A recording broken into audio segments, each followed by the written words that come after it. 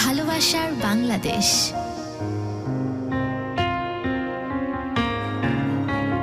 ভালোবাসার বাংলাদেশ। হ্যালো, আসসালামু আলাইকুম। হ্যালো হোয়াটসঅ্যাপ বিউটিফুল পিপল, আসসালামু আলাইকুম সবাইকে, হ্যাপি থার্সডে। আচ্ছা, আমরা তাহলে আর কথা না বাড়াই, আমরা আজকের অতিথির কাছে চলে যাই। আজকে আমাদের সাথে যে অতিথি আছেন তিনি হচ্ছেন তানজিরুল তুষার। আমরা তুষারকে একটু ওয়েলকাম করে নিই। হ্যালো, তাহলে আমরা স্টার্ট করি, শুনি আপনার গল্পটা। জি, আসসালামু আলাইকুম। এই মুহূর্তে যারা আমাকে দেখতে পাচ্ছেন, আর এই মুহূর্তে আমি ঢাকা এফএম স্টুডিওতে আসতে পেরে নিজেকে অনেক ধন্য মনে হচ্ছে। এখানে আসার উদ্দেশ্য হচ্ছে যে আমার জীবনের যে গল্পটা আছে এটা আপনাদের সাথে একটু শেয়ার করা, বাস এটাই। আমি এমনি ছোট থেকে বড় হয়েছি, বাড়ি থেকে দূরেই বড় হয়েছি, ময়মনসিংহে বড় হয়েছি, পড়াশোনাও এখানেই। আর এখানে আমার ফ্যামিলিতে আমি সবার ছোট। আমার এক বড় ভাইয়া আছে, উনিও দেশের বাইরে থাকেন। আর বাবা দেশের বাইরে ছিলেন, আপাতত কিছু করেন না। তো আমি আমার গল্পটা শুরু করতে চাই। আমার গল্পটা হচ্ছে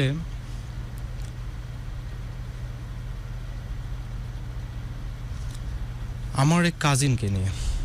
মূলত আমার একজন কাজিনের সাথে আমার একটা সম্পর্কে জড়ায় যায়। সেটা হলো, ও ফরেনার ছিল। তারা মানে প্রত্যেক 3 বছর পর পর বাংলাদেশে আসতো। সঙ্গত কারণে আমি এখানে নামটা শেয়ার করতে পারছি না, দুঃখিত। কারণ এখানে আমি মানে আমার রিলেটিভ হয় আর কি। আর এখানে তারা প্রত্যেক 3-4 বছর পর পরেই বাংলাদেশে আসে। তো ব্যাপারটা হচ্ছে এরকম যে আমাদের ফ্যামিলিতে তারা যখন আসে বাংলাদেশে, আমরা সবাই একসাথে সময়টা স্পেন্ড করি। তো এইখানে 2012 সালে যখন তারা আসছিল, তখন কোনো একটা কারণে আমার অন্য আরেকজন কাজিন আমাকে বলেছিল যে মানে আমার যে কাজিনের সাথে সম্পর্ক ছিল, হঠাৎ করে আমাকে আরেক ভাইয়া আমাকে বলতেছিল যে ওর গালে কিসের কামড়, মানে কিসের দাগ। মানে যাইতেছিলাম আর কি কোনো এক জায়গায়, কিন্তু আসার পরে হঠাৎ করে রাতের বেলায় এরকম একটা কথা বলছে আর কি। হ্যাঁ, এটা বলার পরে মানে তখন সালটা ছিল 2012। তখন তার বয়স কত এবং আপনার বয়স কত? তার থেকে আমার 3 বছর সিনিয়র আমি। তার বয়স কত ছিল তাহলে? একটু হিসাব করতে হবে, 15 সামথিং। হ্যাঁ, আচ্ছা, ছোট। তারপর এটা হচ্ছে 2012 এর কথা। হ্যাঁ হ্যাঁ হ্যাঁ, তাহলে আরো ছোট হবে। আরো ছোট হবে, হ্যাঁ। জি। তারপর 2012 সালে ও চলে যায়, দেশ থেকে চলে যায়। চলে যাওয়ার পরে এই জিনিসটা নিয়ে আমিও চিন্তা করি। তারপর আবার যখন আপনার 2015 সালে তারা আবার আসে, তখন সবাই যেহেতু আবার একসাথে আমরা সময় কাটাইতাম, আমরা আবার একত্রিতভাবে একসাথে ঈদ করছি। তারপর হঠাৎ করে আমি তাকে দেখলাম যে ও টেবিলে বসা আর আমি সোফায় ছিলাম। ও আসার পর থেকে মানে দেখতাম কি যে খালি ওর দিকে মানে তাকায় থাকতে ইচ্ছে করতো, জানি না কেন জানি, মানে খুব ভালো লাগতো আর কি। হঠাৎ করে দেখলাম ও একটা কাগজে কি যেন লিখতেছে। তো প্রথমবার আমি ট্রাই করছি দেখার জন্য, তখন দেখলাম যে মানে ওই দেশের ল্যাঙ্গুয়েজে কিছু একটা লিখতেছে, ইংলিশ, বাট ওই দেশের ল্যাঙ্গুয়েজ আমি মানে সহজে বুঝতেছিলাম না। লেখা শেষ হলে তারপর আমি তাকে জিজ্ঞাসা করি যে আমি এই কাগজে কি লেখা আছে, আমি জিনিসটা জানতে চাই। এটা বলে আমি কাগজটা নিতে চাই, ও দিতে চায় নাই। তারপর আমি আমার আরেক ছোট বোন আছে, ওর মাধ্যমে আমি কাগজটা নিয়েছি। নেওয়ার পরে তাকে আমি বলছি যে এই কাগজে কী লেখা আছে এটা আমাকে বলো, এবং ও আমার কাছে বারবার কাগজটা চাইতেছিল যে এই কাগজে কী লেখা কাগজটা আমি যেন তাকে দিয়ে দিই। আচ্ছা, মোস্তাকিম হোসেন বলছেন ভাইয়া একটু ফার্স্ট বলেন, মানে একটু ফাস্ট বলেন, নাহলে কিন্তু গল্প শেষ করার টাইম পাবেন না। এটা কিন্তু সত্য কথা, ঠিক আছে? আপনি যদি গল্প এরকম লেন্দি করে বলেন তাহলে কিন্তু গল্প শেষ করার সুযোগটা পাবেন না। হ্যাঁ, তো একটু ফাস্ট তারপর আমি যখন কাগজটা আমি তাকে বলছি যে কাগজে কী লেখা আছে এটা যদি আমায় বাংলায় বলো তাহলে আমি তোমাকে কাগজটা দিয়ে দেব। পরে বলছে যে ওকে, কিভাবে কখন বলবা? তখন আমি বললাম যে সকাল 7টায় নদীর পাড়ে এসো। তো ও ওর আরেক ছোট ভাইকে নিয়ে ও আরেকটা ছোট ভাইকে নিয়ে নদীর পাড়ে আসছে। ঠিক তখন বাজে সকাল 7টা। আসার পরে আমি কাগজটা তাকে দিলাম এবং দেওয়ার পরে বললাম কি আচ্ছা ঠিক আছে, কাগজটা দিয়েছি, এখন কাগজে কি লেখা এটা আমাকে একটু বলো। তারপর সে আমাকে বলল এই কাগজে লেখা আছে যে ওই যে বলেছিলাম 2012 সালে তোমার আমার গালে যে একটা কামড়ের কথা বলেছিলাম, ওই জিনিসটা নিয়ে আমি খুবই আপসেট ছিলাম এবং এই ব্যাপারটা নিয়ে আমি অনেক দুশ্চিন্তায় ছিলাম এবং সব সময় চিন্তা করতাম যে ওদিকে পাকনা ঠিক আছে, যে এদিক ওদিক যে এইটা হ্যান্ডশেকটা গুরুর সাথে করে নি। হ্যাঁ, তারপর যে এইটা সেইটা বাদ দে, আয় তোরা চলে আয়। ও একজন যেমন এরকম বহু মানুষ একসাথে কাম, নাটকবাজি কম করতে মানা করছি, কাম যাই। আমরা তো নাম বলছি না। ও আচ্ছা, যাই শুনি গল্প। হ্যাঁ ঠিক আছে। তারপর প্রথমত আমার সাথে এখন গুরু আছেন। আয় ভাই ভাই, ছবি তুললে কাছে এসে তুলে যা, যা বলতে থাক। কথা বলার স্পিডটা একটু আরেকটু বেড়ে যাবে, একটু ভালো লাগবে বেশি। শুনতে থাকি, অসুবিধা ছবি তুলতে থাকি। আচ্ছা আচ্ছা।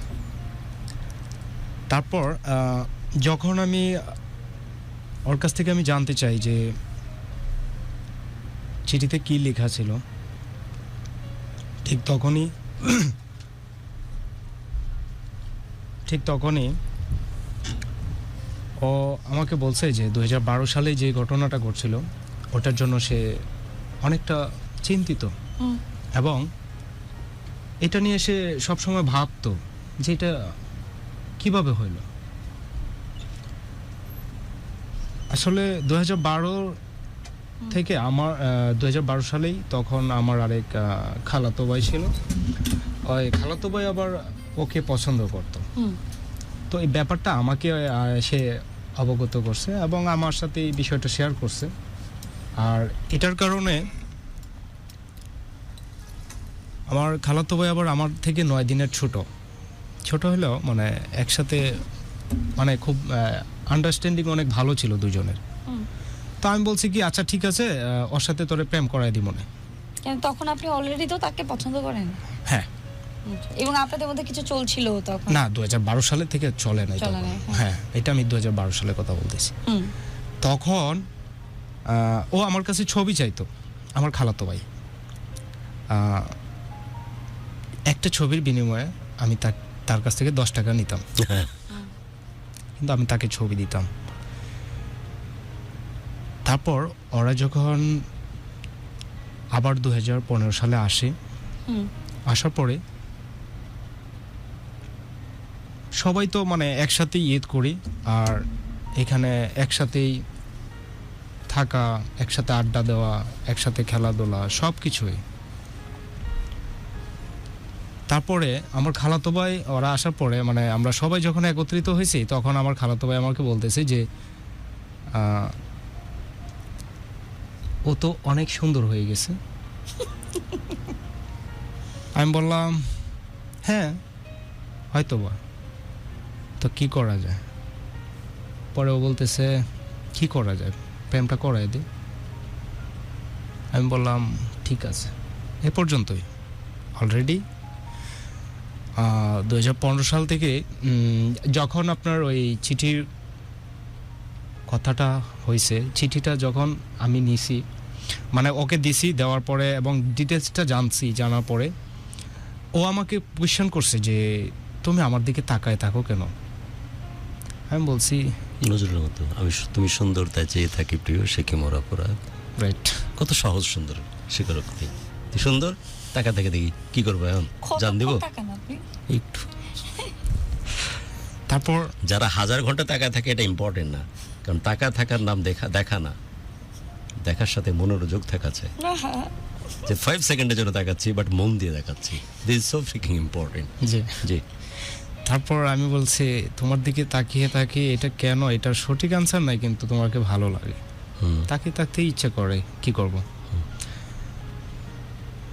এক পর্যায়ে আমি তাকে বলছি যে তোমাকে তো আমার খুব ভালো লাগে, চলো না প্রেম করি। আমি কিন্তু তখনও তাকে প্রপোজ করি নাই। চলো না প্রেম করি, কিন্তু প্রপোজ হয় না। হ্যাঁ হ্যাঁ, এটা মানে প্রপোজ করে নাই। পরে বলতেছে কি যে বললে কি প্রেম হয়? তারপর বলছে কি যে আমি তো প্রেম বুঝি না, প্রেম সম্পর্কে বুঝি না। কি নাম তোমার? আমার নাম তুষার। তুষার, চলো না প্রেম করে দিয়ে, চলো না দিয়ে আর কি কি বাক্য তৈরি করা যায়? চলো না খেয়ে আসি, চলো না কফি খাই, চলো না ঘুরে আসি, চলো না আড্ডা চলো না দিই, হই উদাসী, চলো না হই উদাসী। বাহ, কি আসলে ট্যালেন্টেড। চলো না কফি খাই, চলো না 300 ফিটে যাই, এরকমই চলো না প্রেম করি। হ্যাঁ, এত ক্যাজুয়াল। ওকে, তারপর ও বলছে যে আমি তো এইসব প্রেম টেম বুঝি না কিভাবে করতে হয়। তখন আমি তাকে বললাম যে আমি শিখিয়ে দেবো সবকিছু। এই কথাটা যখন আমাকে অফিয়ারে বলছে, আমি স্যার এটাই তো লাভ করে তোমাকে আমি শিখাই দেব তারপর প্রেম করতে হয়। তারপর থেকেই তার যে কন্ট্যাক্ট নাম্বার, ফোন নাম্বারটা আমি নিছি। নেওয়ার পর থেকে কন্টিনিউয়াস তার সাথে মানে মোবাইলে মেসেজ চলতেছে। প্রেম শিখাচ্ছে কিভাবে মেসেজ কিনবে ওটাও আমি কিনে দিচ্ছি, তার ফোনে টাকা আমি ভরে দিচ্ছি। কিভাবে আমাকে ইংলিশটা বাংলায় মেসেজ করবে এটাও আমি বলে দিচ্ছি। কেন আপনি ইংলিশ পারতেন না? না ওটা না, মানে হচ্ছে ও অন্য ল্যাঙ্গুয়েজে যদি দেয় ওটা তো আমি বুঝবো না। বুঝবেন না, রাইট। আচ্ছা শাহজালাল মজুমদার, আমি এটা আজকে 3 পিস পরেছি, এটা শাড়ি না, সো এত ওভারওয়েলম হওয়ার কিছু নাই। তুই একটা বড্ড বেরসিক তুই। আরে একটা মানুষ ভাবতেছে আমি শাড়ি পরে আছি, কত কিছু ভাবতে পারে, কত রোমান্টিসিজম মনের মধ্যে আটকে দিতে হবে না। আমি অলওয়েজ এরকম মানে। এক পর্যায়ে তারা যখন 2015 সালে চলে যায় বাংলাদেশ থেকে, যাওয়ার পর আমার খালাতো ভাইয়ের আম্মু যখন আমার নানার মৃত্যুবার্ষিকীতে যখন সবাই আসছে, তখন আমাকে জিজ্ঞাসা করতেছিল আর কি যে তুষার, মানে আমার যে খালাতো ভাই আর কি পছন্দ করতো, এবং তারা এটা ফ্যামিলিগতভাবেই মানে বিয়ে করানোর জন্য রাজি ছিল আর কি। তারপর ছেলের ফ্যামিলি থেকে না মেয়ের ফ্যামিলি থেকে? ছেলের ফ্যামিলি থেকে। হ্যাঁ। তো আমাকে বলতেছে কি যে আমার খালা যে তুষার, তোমাকে তো আমার ছেলের মতোই দেখি, অনেক আদর করি। আমি বলছি হ্যাঁ সত্য। তা মানে আমার খালাতো ভাইয়ের কথা বলতেছে আর কি যে ও যে ওই মেয়েকে পছন্দ করে এটা তুমি জানতা? আমি বলছি হ্যাঁ জানতাম।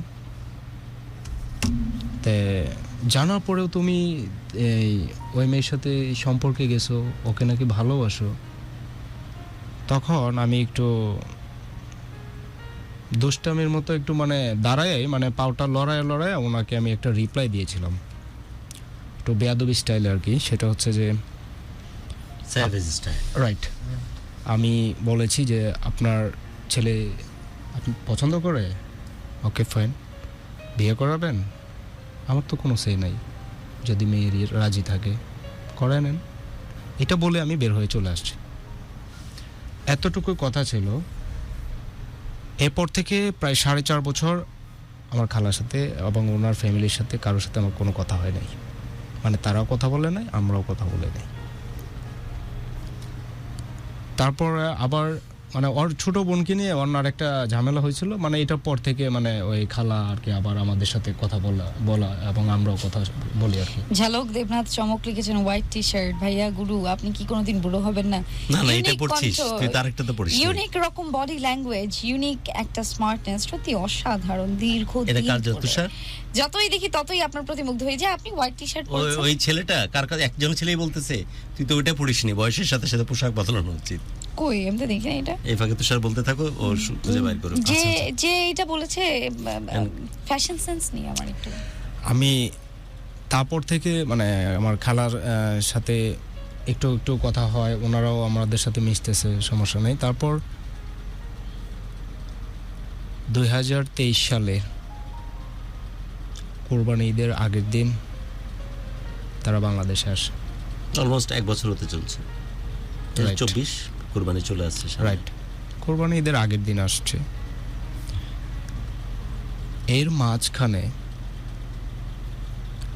ওর সাথে আমার 2015, 16, 17 দিকে একটু ঝামেলা হয়। মানে 2015 সাল থেকে মানে ওই চলে যাওয়ার পর থেকে কিন্তু তার সাথে আমার কন্টিনিউয়াস কথা হইতেছিল, যোগাযোগ হইতেছিল। মানে এই 24 ঘন্টার মধ্যে 18 ঘন্টায় তার সাথে কথা হইতো।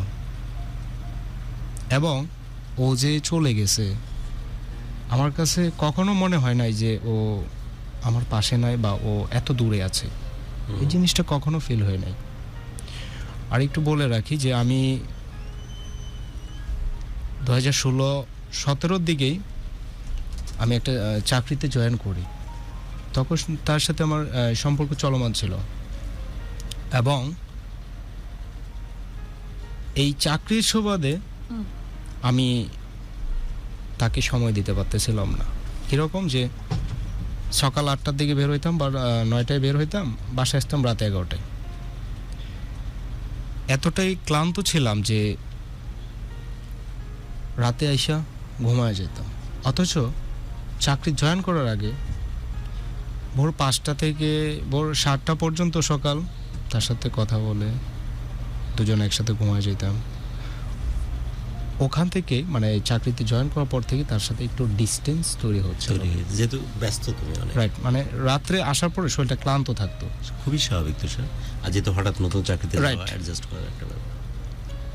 তো এই জিনিসটা আমার কাছে মনে হইতো কি যে না, ও দুজন প্রেম করতেছি, দুজন দুজনকে মাঝে ভালোবাসি, মাঝে টেক্সট তুমি নিও, দুজন দুজনকে ভালোবাসি।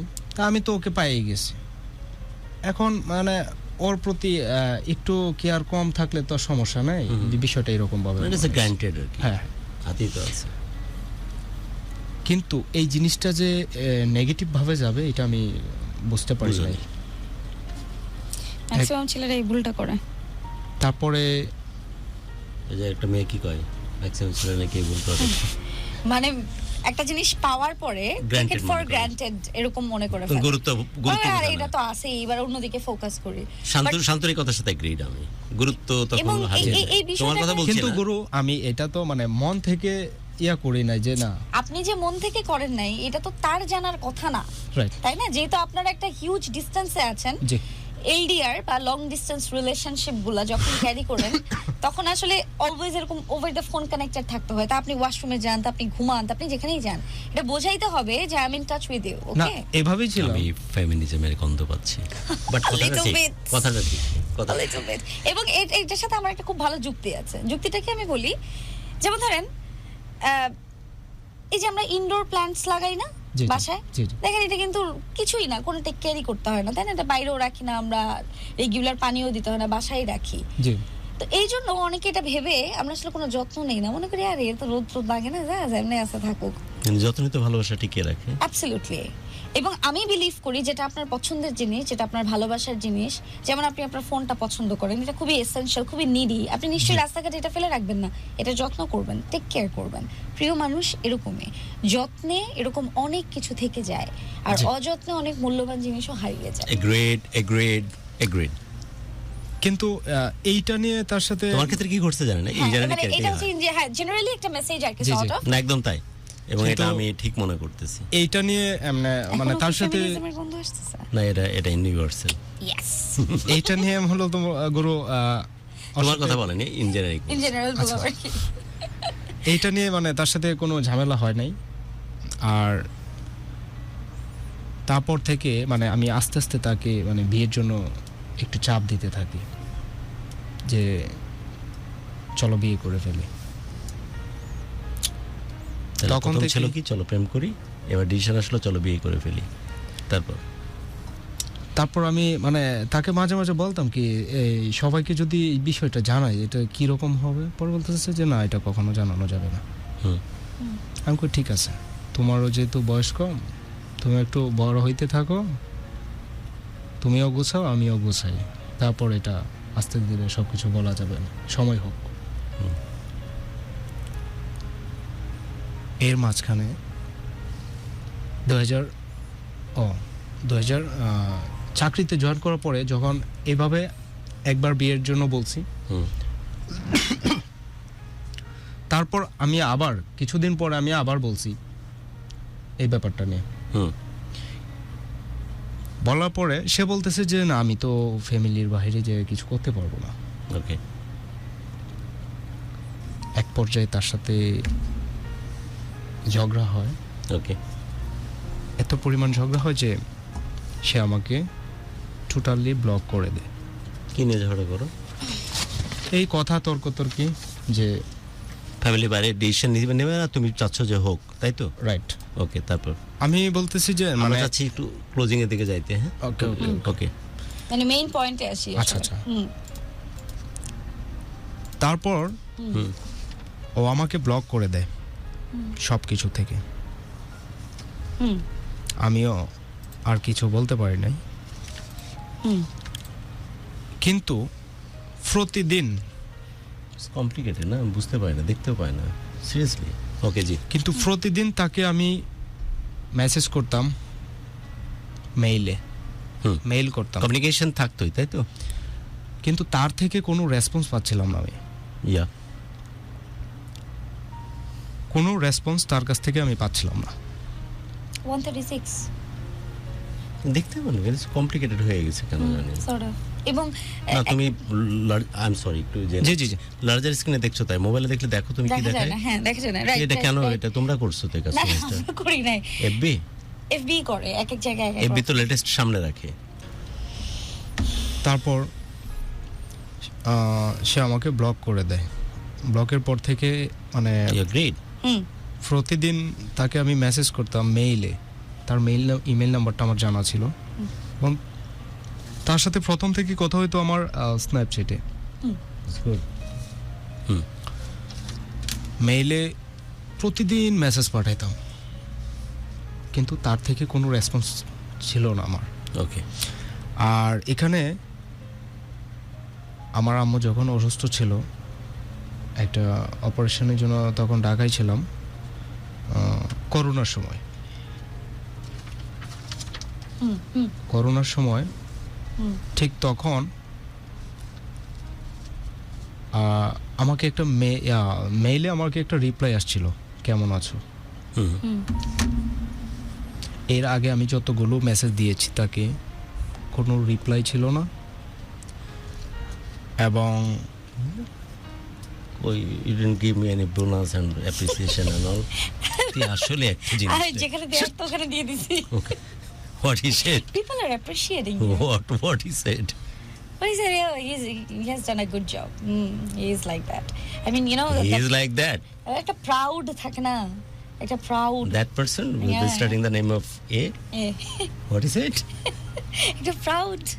What he তাই said? তাই আচ্ছা, হ্যাঁ জি, আচ্ছা, Is it correct? নাকি মিকু বাটারিং করতেছিস? না না, আমি সিরিয়াসলি Then? সিরিয়াসলি বলতেছি। সে বলতেছে ঠিক আছে, ক্যারি অন। G sir. তো ব্লুম করছে। ওকে, বাই দ্য ওয়ে, আমরা যতই বাপ বাচ্চা কথা বলি, এটাও জানা উচিত যে আপনারা যেভাবে আমাদেরকে পছন্দ করতেছেন, যেভাবে আমাদের সাথে কানেক্টেড থাকছেন, যেভাবে যত্ন করে ভালোবাসতেছেন, দারুণভাবে অ্যাপ্রিসিয়েট করতেছে, and specially the Dhaka FM authorities. আমরা কথা বলছিলাম আমাদের প্রাউড সিও, যাকে আমরা অসম্ভব ভালোবাসি, আমিনুল হাকিম, যাকে আমি প্রকৃতি ভাই বলে জানি। আমি কোনো একটা ফোরামে বলেছিলাম যে আমার বায়োলজিক্যাল ব্রাদারের চেয়ে কোনো অংশে কম নাই মানুষটিকে, যে মানুষটিকে আমি অনেক বেশি ভালোবাসি। তার নাম হচ্ছে আমিনুল হাকিম। তিনি হচ্ছেন আম্বার আইটি, আম্বার এবং সেই সাথে ঢাকা এফএম এর প্রাউড সিও। সো সেই মানুষটি আমাদেরকে অ্যাপ্রিসিয়েট করা অনেক বেশি, স্পেশালি আমার প্রডিউসার যিনি অনেক যত্ন করে এই প্রোগ্রামটাকে সামনে থেকে নেতৃত্ব দিচ্ছেন, এবং আপনারা যে খুব যত্ন করে ভালোবাসতেছেন বিধায় সিইও খুব অসম্ভব রকম অ্যাপ্রিসিয়েট করেন। আর এটা এই কারণে প্রয়োজন, না হলে আমাকে গুলিস্তানের মোড়ে দাঁড়ায়, শাহবাগের মোড়ে দাঁড়ায় মাইক নিয়ে কথা বলতে হবে। ওই নহবত আসতেছে না এই কারণে, যেহেতু আপনারা ভালোবাসতেছেন বিধায় Absolutely. আমাকে এখন ওরা ধাক্কা মেরে বের করে দেয়নি। প্রডিউসার ভাবতেছে যে এই ছেলেটি এখনো এই ছেলেটি না, এই বুড়োটি এখনো সমসাময়িক। ওকে তুষার, তারপর জি, আমি তাকে এত পরিমাণ মেইল পাঠিয়েছি যে একটা ফিডব্যাক দিয়েছে আমার যেটা এখানে বললে। রিপ্লাই আসছে যে তার মেইল বক্স ফুল। হুম, তারপর যখন আমি হসপিটালে নিয়ে আম্মুকে অ্যাডমিটেড ছিলাম, তখন হঠাৎ করে আমার এখানে রিপ্লাই আসে যে কেমন আছো, তাও সেটা যে মেইলে ছিল, মেইলে। এতদিন কথা হয় নাই তার সাথে, 7 মাস। আমি তার মেইলের রিপ্লাইটা দিয়ে তাকে জিজ্ঞাসাও করি নাই যে কেন ব্লক করছো, কি হয়েছে। ও একটা রিপ্লাই দেওয়ার পরে মনে হয়েছে যে না, কিছুই হয় নাই আমাদের মাঝে। আবার কন্টিনিউয়াস চলতেছে কি চলতেছে তুষার? কথা, কমিউনিকেশন, কথা যোগাযোগ। প্যাটার্ন কেমন? মানে একদম তুষার, শুরু আমার কাছে থেকে কেন জানি যেরকম মনে হচ্ছে, ছিল। আমি সরি একটু মাঝখানে কথা বলবো। জি জি। আমার কেন জানি মনে হচ্ছে লাস্টে এসে এমন না বলবে যে এমন ভোরের স্বপ্ন কেন দেখালে, যে ভোরে শিশিরও নাই, যে ভোরে প্রেমও নাই, ভালোবাসাও নাই। এই কথাটা মানে লাস্টে এসে তুমি কমপ্লেইন করবে। তাহলে আমাদের জানা খুব বেশি জরুরি, কি এমন স্বপ্ন সে দেখাইছে, কি এমন কথা সে বলেছে, সেই কথোপকথনের মধ্যে কি এমন প্রেম, ভালোবাসা, অথবা সামনে ভবিষ্যতের মানে অঙ্গীকারের কি ব্যাপার স্যাপার ছিল। যদি ওগুলো না শুনি, দিন শেষে যদি তুমি বলে বসো হ্যাঁ। যে আমাকে এরকম স্বপ্ন কেন দেখালে, যদি আমার কাছে নাই বা থাকবে, এরকম কিছু বলবে না তো, নাকি বলবে এটাই? মনে হচ্ছে এটাই বলবে। হবে। আর তাই যদি হয় জি। তাহলে তোমাকে জানাতে হবে যে কি এমন কথাবার্তা হতো। কথাবার্তা তো মানুষের সাথে মানুষের হয়। জি আমার সাথে শান্তর অনেক কথা হয়, জি। আমার সাথে বহু মানুষের বহু রকম কথা হয়। হ্যাঁ ইট ডাজন্ট মিন যে আমাদেরকে ভাসতে হবে, ইট ডাজন্ট মিন যে আমাদেরকে স্বপ্ন দেখতে হবে। জি। যে এরকম কোনো ভোরের স্বপ্ন তোমাকে দেখাইছিল কখনো? হ্যাঁ অবশ্যই। যেমন কি কথা হতো বলো তো? সবকিছু আবার নিয়ে শুরু হয়ে গেল বললে যে কি কথা হতো বলো তো? মানে আমরা একসাথে ঘর করবো। একসাথে, হ্যাঁ এরকম টাইপের। যে কি কথা? আমাদের একটা বাচ্চা মানে ওর যে স্বপ্নগুলো, যেরকম ও কিরকম ভাবে থাকতে চায়, কিরকম ভাবে লাইফটা স্পেন্ড করতে চায়। ওটা তো ওর স্বপ্ন। না না, এটা আমাকে নিয়ে, বলো। যে ও খুব দূরে থাকতে চায় ফ্যামিলি থেকে, হুম হুম একা থাকবে, আমি আর ও থাকবো। হুম। তোমার কিন্তু বুকে মাথা ফ্যামিলির রেখে সাথে, হবে। কিন্তু ফ্যামিলির সাথে মানে রাগ করে দূরে থাকবে, ফ্যামিলিকে এটা না। কেয়ার করবে, অনেক হ্যাঁ, হ্যাঁ। কেয়ারিং করবে, কিন্তু হ্যাঁ, তোমাদের একটা ছোট্ট ঘর হবে, রাইট। তোমার বুকে মাথা রেখে ও সকাল দেখবে এরকম। জি হ্যাঁ জি, বলছে এটা? এরকম টাইপের বলেছে এরকম। বলছে? কখনো বলছে? হ্যাঁ বলছে, কি বলছে? বলছে যে আমি এই যে এত বড় হইতেছি, অনেক কথা সে বলতে পারে না অনেককে, কিন্তু তুমি ভেবে নিয়ে বলতে আমার কাছে সবকিছুই শেয়ার করছে। বলো। যে অনেক কষ্ট, যেটা তার ফ্যামিলির লোকজনের সাথে শেয়ার করতে পারে না, আমার সাথে শেয়ার করছে। আহা, ওই কষ্ট তো শেয়ার করলো বান্ধবীর সাথে করা যায়। না না, বান্ধবীর সাথে শেয়ার মানে আমি করলে বলছি তোমার সাথে স্বপ্নের কথাগুলো কি ছিল? স্বপ্নের কথাগুলো এভাবে বলছে যে আমাদের একটা বেবি থাকবে, আমাদের মানে তুমি তো বেবি তোমার এবং তোমার তো এখানে লাগবেই। 2জন টুইন বেবি চাই। বাবা, আর এই সব কিছু বিষয় নিয়ে মানে তার সাথে কথা হইতো। আচ্ছা, এবার ঠিক আছে, এবার আগাও। এখন আমি খুব অবাক হয়ে গেছি যে এতদিন পরে সে আমাকে মেসেজ দিয়েছে, কিন্তু অবাক হই নাই কেন, যে সে যখন মেসেজটা দিয়েছে আমি আর পূর্বের সব কষ্ট আমি ভুলে ভুলে গেছি। গেছো, আবার স্বপ্ন স্বাভাবিকভাবে। দেখতেছো। আমি কোনো বিষয় নিয়ে তাকে মানে ফোর্স করি নাই, জিজ্ঞাসাও করি নাই যে এটা কেন ওইটা কেন, কিছুই বলি নাই। তারপর এভাবেই চলতেছিল। আবার 4 মাস পরে আবার আমি তাকে বিয়ের জন্য বলছি, তখন তার সেম কোয়েশ্চেন, প্রশ্ন। মানে সে এমনিতে খুব ভালো থাকে যখন হ্যাঁ, বিয়ের হ্যাঁ, কথা হ্যাঁ, বলেন তখন। হ্যাঁ, মানে তখনই বলে যে আসলে আমি তো আমার ফ্যামিলির বাইরে গিয়ে জিনিসটা কিছু করতে পারতেছি না। আমি তোমাকে চাই, এটা ঠিক, আমি তোমাকে ভালোবাসি, পছন্দ করি, কিন্তু এই যে সম্পর্কের ব্যাপারটা, এটা আমার ফ্যামিলির লোকজন এবং আমরা ওইখানে যারা আছে আত্মীয় স্বজন, তারা যদি এই জিনিসটা জানে, এটা একটু খুব খারাপ ভাবে নিবে। আমি তখন ভাবলাম কি, তুমি যেহেতু ফ্যামিলির বাইরে গিয়ে বিয়ে করতে পারবা না, তাহলে আমার সাথে এত কিছু কেন করলা? এত কিছু বলতে এখানে মিনিংস হচ্ছে যে শারীরিকভাবে টাচ, আদর, ভালোবাসা, অনেক কিছুই হয়েছে তার সাথে। ওনার চলে গেল যাওয়ার আগে? হ্যাঁ, এটা 2015 সালে যাওয়ার আগে। তোর বয়স তো অনেক কম তখন। হ্যাঁ। কত? আমার বয়স 20 আর 17 ছিল। আচ্ছা, এটা কিন্তু তখন আপনারা দুজনেই ছোট ছিলেন। রাইট। আপনি তাহলে আমাদেরকে 2023 এর ঘটনাটা বলেন। ওকে। যে তখন আপনারা দুজনেই কিন্তু ম্যাচিউরড। হ্যাঁ, মানে মোটামুটি আপনারা আন্ডার 18 তো না? জি। তারপর 2023-এ ঈদের আগের দিন যখন আসছে, আমি তো খবর নিতেছি যে তারা আসতেছে এবং আমিও শুনছি, কিন্তু এই দেশে আসার 3 মাস আগে থেকে কিন্তু তার সাথে আমার কথা হয় নাই। আবার রাগারাগি ওই সেম ইস্যুটা নিয়ে, মানে তার সাথে আর কথা হয় নাই। তারপরে দেশে আসার পরে আমার আরেক ছোট বোনকে আমি বলছি কি যে ওই মেয়েটার কথা বলতেছে আর কি, যে ওর একটা ছবি পাঠাও দেখি। আর ও তো আরেকটা ছেলের সাথে প্রেম করে, মানে ওই ছোট বোনটাকে আমি বলছি। রাব্বি লিখেছেন, গুরু অনেকদিন পরে শুনছি। ফিরোজ আল মামুন লিখেছেন, এহতেশাম সাহেব আমি শুনছি সিঙ্গাপুর থেকে, কিন্তু ভয়েস ক্লিয়ার না। এই প্রথম আপনাকে কেউ সাহেব বললো? কি নাম? Sounds amazing. ইনি হচ্ছেন ফিরোজ আল মামুন। বলার শুনে মনে হচ্ছে কোনো বন্ধু বান্ধব হইতে পারে। আচ্ছা, নিহাদ হাসান লিখেছেন, এই ভাইয়া একটু দ্রুত কথা বলেন, নাহলে গল্প কিন্তু শেষ করতে পারবেন না। ওর কথার স্টাইলই ওর স্টাইলটা এরকম। হ্যাঁ, তারপর আমরা গল্পের শেষের দিকে চলে যাই একদম। হ্যাঁ, এই যে 2023-এই শেষের মনে হয়। 2023-এ ও যা আসলো ঈদের আসার পরে আমি আমার আরেক ছোট বোনকে দিয়ে আমি বলছি যে ও তো প্রেম করে এমনি, মানে ও তো আমার সাথে কথা বলে না। হ্যাঁ, একটা টোপ ফেললেন, একটা টোপ দিলাম যে ও তো আমার সাথে ও আরেকটা ছেলের সাথে প্রেম করে। ও যায় ওইটা আবার ওকে বলছে। বলার পরে ও তো খুব রাগারাগি। এখন আমি তো ওই বিষয়টা জানি না, মানে পরে কি করছে। তারপরে ঈদের পরের দিন আমি আমার আম্মাকে বললাম যে আম্মা, আমার তো কলেজে যাইতে হবে, ফর্ম ফিল আপ করতে হবে। সঙ্গত কারণে আমি পড়াশোনা বড় হওয়া ময়মনসিংহ, জন্মস্থান কিশোরগঞ্জ হলো, পড়াশোনা ময়মনসিংহে। তো ওরাও আসছে আর কি ময়মনসিংহেই, ঈদের পরে ময়মনসিংহ আসছে। তখন আমি বললাম কি যে আমার কলেজে ফর্ম ফিল আপ আছে, যাইতে হবে। আর এখানে তোমার ভাই আসছে তো দেশের বাইরে থেকে, তো দেখতে যাবা না? আপনি তো অজুহাত খুঁজতেছিলেন। আমি তো শুধু স্পেস খুঁজতেছিলাম আর কি, যে কিভাবে যাওয়া যায়। এইটা কেন ওইটা ইন্ডিয়াতে কানাচ্ছি। হ্যাঁ, তারপর যে কিভাবে যাওয়া যায়। পরে আম্মা বললো কি যে আমিও যাব। ওকে, তারপর গেলাম। যাওয়ার পর থেকে মানে তাকে যখন দেখলাম, দেখে মনে হচ্ছে যে ও অনেক রাগ করে আছে আমার উপর। আমি তার দিকে তাকাইতে পারতেছিলাম না।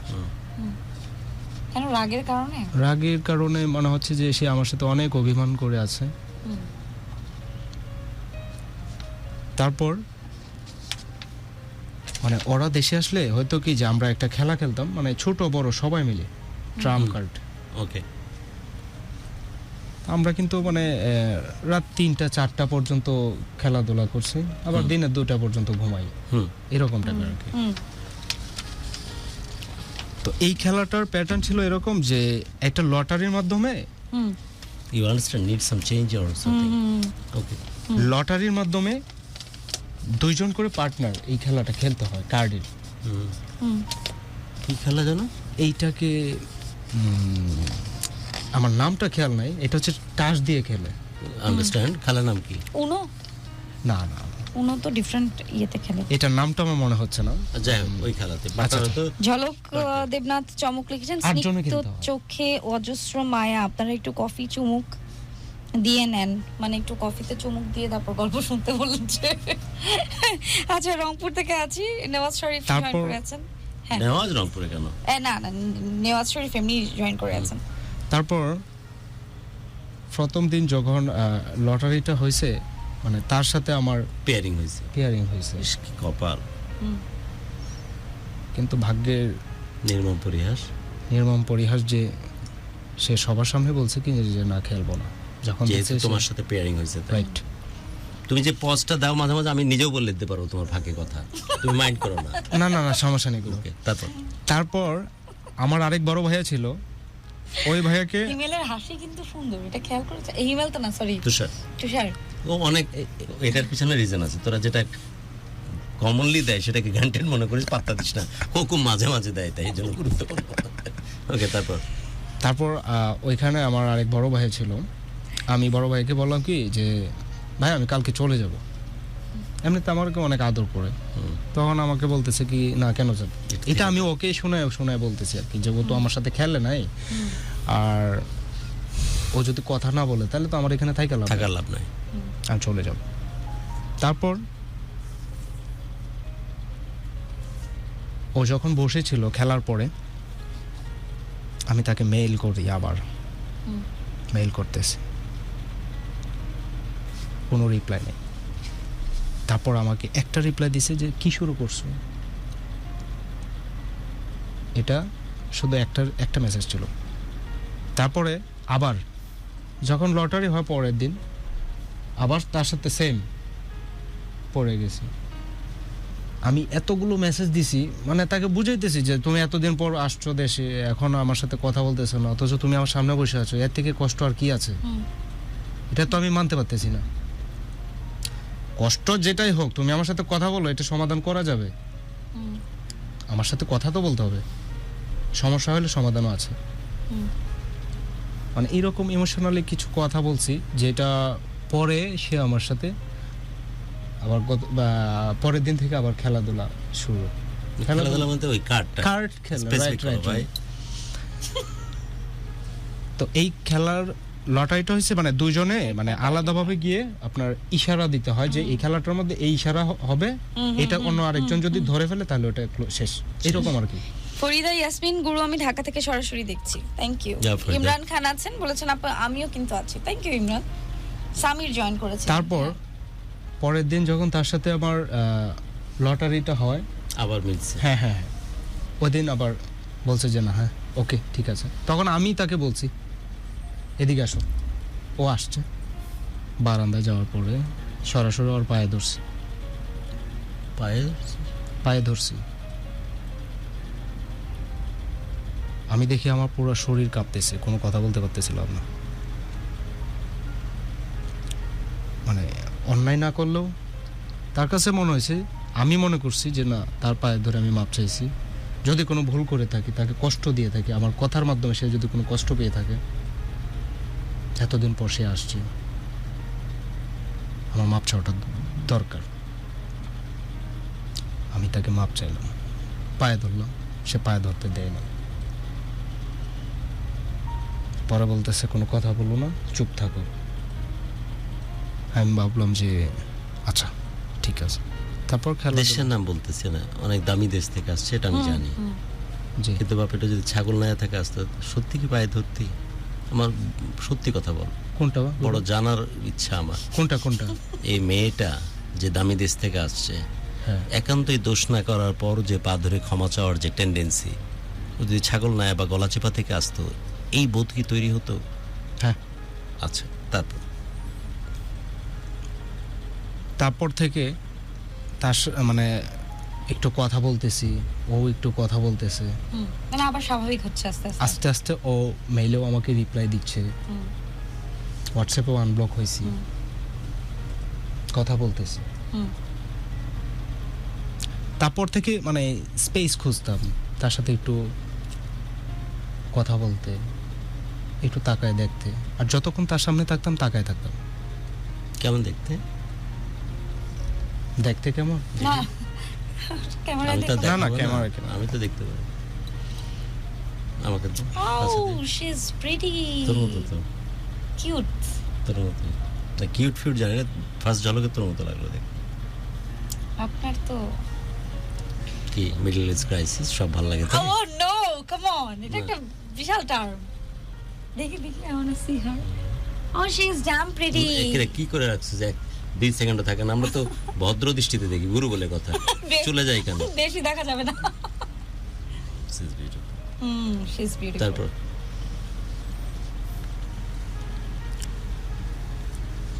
শুধু দেখতাম তাকে। না, আসলে দেখার মতো আমরা দেখলাম তাই।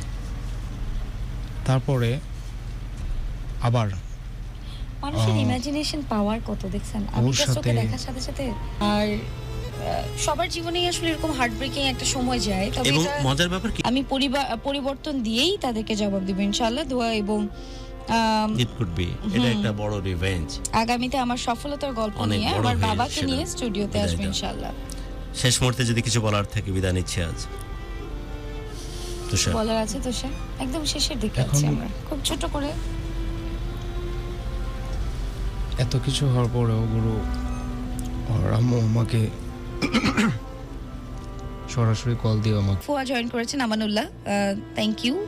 তারপর হিমেল খান লিখেছেন, শেখ মোহাম্মদ সাহাব আছেন আমাদের সাথে, থ্যাংক ইউ সো মাচ। অনেক ধন্যবাদ আপনাদের সবাইকে যারা যারা আমাদের সঙ্গে যুক্ত হয়েছিলেন। আজকের মতো বিদায় নিচ্ছি, সবাই ভালো থাকবেন, সুন্দর থাকবেন, কথা হবে পরবর্তী এপিসোডে, ততক্ষণ পর্যন্ত আডিওস।